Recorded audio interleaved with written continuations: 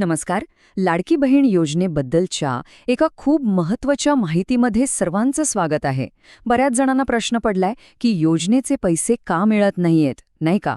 तर आज आपण याच मोठ्या प्रश्नाचं उत्तर शोधणार आहोत. अनेकांच्या मनात हाच प्रश्न आहे की आपण पात्र असूनही योजनेचा हफ्ता आपल्या खात्यात का जमा होत नाहीये. तर बघा, यामागे खूप महत्त्वाचं कारण असू शकतं. आणि चांगली गोष्ट ही आहे की सरकारने आता ते कारण शोधणं खूपच सोपं केलंय. चला, नेमकं काय आहे ते समजून घेऊया. तर झालं असं आहे की प्रशासनाने एक खूप मोठं आणि महत्त्वाचं पाऊल उचललं आहे. त्यांनी एक नवी सुविधा सुरू केली आहे, ज्यामुळे लाभार्थींना त्यांच्या अर्जाची काय स्थिती आहे हे अगदी सहजपणे तपासता येणार आहे. ही खरंच एक मोठी दिलासा देणारी गोष्ट आहे, नाही का? हो, तुम्ही अगदी बरोबर ऐकताय. आता प्रत्येक गावात अशा महिलांची एक अधिकृत यादी जाहीर झाली आहे, ज्यांचं केवायसी कुठल्या ना कुठल्या कारणामुळे अपूर्ण राहिलेलं आहे. यामुळे आता खरी अडचण कुठे आहे हे शोधणं खूपच सोपं झालं आहे. पण हे केवायसी प्रकरण इतकं महत्त्वाचं का आहे? म्हणजे योजनेचा लाभ मिळवण्यासाठी ही अट का बरं ठेवली असेल? चला, हे नीट समजून घेऊया. कारण यामुळे योजनेमध्ये पारदर्शकता येते आणि लाभ थेट योग्य व्यक्तीपर्यंत पोचतो. या प्रक्रियेला आधार सीडिंग असंही म्हटलं जातं. याचा अगदी सरळ आणि सोपा अर्थ आहे की आपलं बँक खातं आणि आधार कार्ड हे एकमेकांशी जोडलेलं असणं. ही एक छोटीशी प्रक्रिया आहे, पण हीच गोष्ट पक्की करते की सरकारी योजनेचे पैसे थेट आणि वेळेवर कोणत्याही अडथळ्याशिवाय योग्य लाभार्थ्याच्या खात्यात जमा होतील. आणि समजा जर केवायसी पूर्ण नसेल तर त्याचे गंभीर परिणाम होऊ शकतात. योजनेचे हप्ते वेळेवर खात्यात येणार नाहीत आणि पात्र असूनही लाभापासून वंचित राहावं लागू शकतं. त्यामुळे हे समजून घेणं खूप महत्त्वाचं आहे की या छोट्याशा प्रक्रियेकडे दुर्लक्ष केल्यास मोठं नुकसान होऊ शकतं.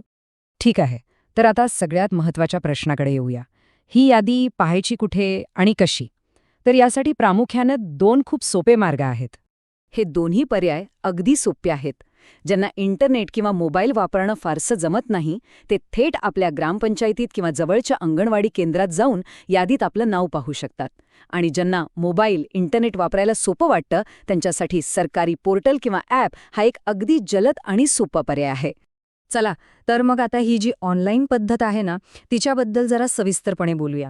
ज्यांना घर बसल्या आपल्या मोबाईल किंवा कॉम्प्युटरवरून ही माहिती मिळवायची आहे, त्यांच्यासाठी ही प्रक्रिया नेमकी कशी आहे ते पाहू. ही प्रोसेस खूप सरळ आहे. फक्त सरकारी वेबसाईटवर जाऊन आपल्या माहितीने लॉग इन करायचं. त्यानंतर आपला जिल्हा, तालुका आणि गाव निवडलं की केवायसी प्रलंबित असलेली यादी समोर दिसेल. मग त्यामध्ये आपण अगदी सहज आपलं नाव शोधू शकता. बरं, वेबसाईट तर आहेच, पण सरकारने हे काम आणखी सोपं करण्यासाठी एक विशेष मोबाईल ॲप्लिकेशन सुद्धा तयार केलं आहे. चला, आता या ॲपबद्दल जाणून घेऊया आणि ते कसं काम करतं ते पाहूया.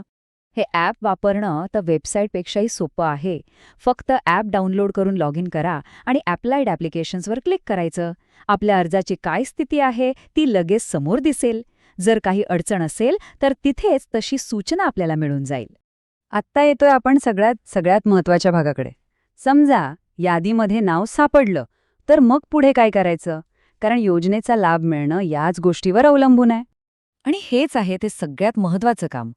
जर आपलं नाव यादीत दिसलं तर अजिबात वेळ न घालवता थेट आपल्या बँकेच्या शाखेत जायचं आणि केवायसी पूर्ण करण्याची प्रक्रिया लगेच सुरू करायची. ही एक छोटीशीच गोष्ट आहे, पण योजनेचा लाभ मिळवण्यासाठी ती अत्यंत गरजेची आहे. तर ह्या सगळ्या माहितीनंतर आता एकच प्रश्न महत्त्वाचा आहे. आपलं केवायसी पूर्ण आहे की नाही हे तपासलं आहे का? कारण केवळ एका कागदपत्राच्या अपूर्णतेमुळे आपण योजनेच्या लाभापासून वंचित राहायला नको. त्यामुळे माझी एकच विनंती आहे, आजच्या आज आपली स्थिती तपासा आणि एकदम निश्चिंत व्हा.